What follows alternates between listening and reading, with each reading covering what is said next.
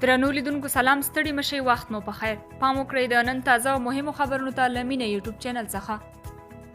د افغانستان ولسمشر محمد اشرف غني ویلي د جنیوا کنفرانس سند د اصلاحاتو اساسي پیل دی او ټولې ادارې پر بنیادي اصلاحاتو مکلفې دي.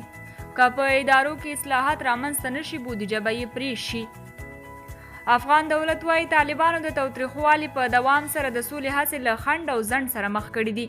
د ولسمشر ویان صدیق صدیقی نن په کابل کې یو خبري ناستې ته په خبرو کې یو ځل بیا طالبان د سولې پروسې په زیانمنولو تورن کړي او زیاته کړي ده چې دا ډله د تاوتریخوالي په دوام سره د سولې پروسه ګډوډوي. نوموړي دغه راز د افغان ځواکونو وړتیا ته په اشارې ویلي افغان امنیتي او دفاعي ځواکونه پیاوړي دي او کولی شي په یوازې ځان د خپلې خاورې دفاع وکړي. د افغانستان ملي دفاع وزارت وايي امنیتي او دفاعي ځواکونو په فراه، کندوز او هرات کې د طالبانو بریدونه په شا تنبولي چې له امله یې 450 طالب وژل شوي او 15 نور ټپیان دي. د ولسمشر لومړي مرستیال امرالله صالح ویلي چې په 10 نورو ولایتونو کې د امنیتي میثاق د پلي کېدو مسؤلیت او څارنه وسپارل شوې ده. صالح ویلي چې دا پریکړه د ولسمشر په لارښوونه د کابینې په 25مه غونډه کې شوې ده.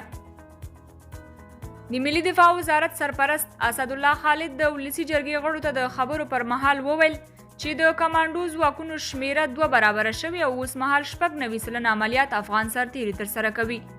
هغه زیاته کړې چې په دې برخه کې هیڅ اندېښنه نشته. که بهرني سرتیري ووځي، افغان ځواکونه به په ښه ډول له هېواده دفاع وکړي. د کډوالۍ په چارو کې د ملګرو ملتونو کمسار وايي د سولې پروسې بریالي کېدل به په خپله خوښه افغانستان ته د کډوالو ستنېدل یقیني کړي. فلیپور ګرانډي د ملي مصالحې عالي شورا له رئیس عبدالله سره په لیدنه کې ویلي هیله لري پاکستان او ایران چې له ډېرې مودې راهیسې د افغان کډوالو کوربتوب کوي د سولې پروسه کې اړینه همکاري وکړي. د هېواد پخواني ولسمشر حامد کرزي د افغانستان لپاره د ایران له ځانګړي استازي ابراهیم طاهریان سره لیدلي دي.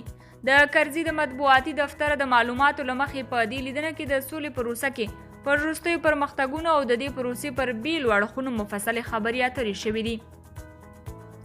د ناټو سازمان ملکی استازی وايي وسلوال طالبان د افغان ولس پر وړاندې هیڅ ډول اخلاقي ژمنتیا نه لري او له همدې کبله د هرې ورځې په تېرېدو سره د خلکو او امنیتي ځواکونو پر وړاندې د یادې ډلې بریدونه زیاتېږي. سټیفانو پونتیکورو په دې اړه خپل ټویټر کې لیکلي د وسلوالو طالبانو له لوري په سراسر افغانستان کې روان تاوتریخوالی د افغانانو په زیان دی او په باور یې دا ډله د دغه زیان اوښتو په اړه هیڅ توجیه نه لري. د بریتانیې موزیم لخوا د افغانستان اړوند 11 لرغوني آثار په لندن کې د افغانستان سفارت ته وسپارل شول. په لندن کې د افغانستان سفارت ویلي دغه لرغوني آثار چې د بریتانیې د سرحدي پولیسو لخوا نیول شوي وو د بریتانیې په موزیم کې د یوې لنډې مودې لپاره نندارې ته ایښودل شوي وو او ډیر ژر به بیرته افغانستان ته واستول شي. د پاکستان حکومت د مذهبي ډلې تحریک لبیک په غوښتنه منلې چې د هېواده به د فرانسې سفیر وباسي. په یاد هېواد کې به خپل سفیر نه مقرروي او په دولتي کچه به د فرانس د جوړو شیانو د اخیستو پریکون کوي. دغه خبرې په هغه تړون کې مخې ته راغلي چې د دوشنبې په ورځ د پاکستان د مرکزي حکومت او تحریک لبیک د مشرانو ترمنځ فیض آباد کې د تندروه تنظیم د زرګونو فعالینو د احتجاجي پرلت ختمولو په موخه شوي دي. د امریکایي رسنیو خبر ورکړی سپینه ماڼۍ پر دې فکر چې له افغانستان او عراق څخه په ټولیزه توګه 2500 سرتیري بیرته خپلو کورونو ته ستانه کړي. بلخوا بیا ناټو او آلمان د افغانستان څخه د امریکایي عسکرو د ویستلو پریکړې مخالفت کړی او ویلي دي چې پرته له شرایطو د عسکرو وتل به ډېره لویه تېروتنه وي او لوی زیان به رامنځته کړي.